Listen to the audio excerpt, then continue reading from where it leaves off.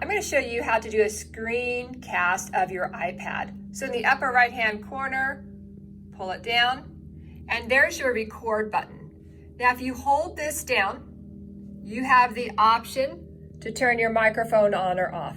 I would recommend turning that on. Thank you, Scott, for showing me that little trick.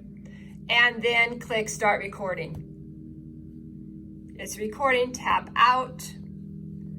And you can tell in the upper right hand corner it is recording, and then you can go ahead and start doing your tutorial for your class.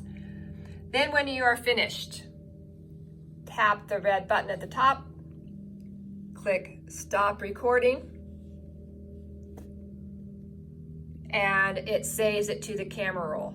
So there you can go ahead and upload to Schoology or to your YouTube channel so your students can view their tutorial.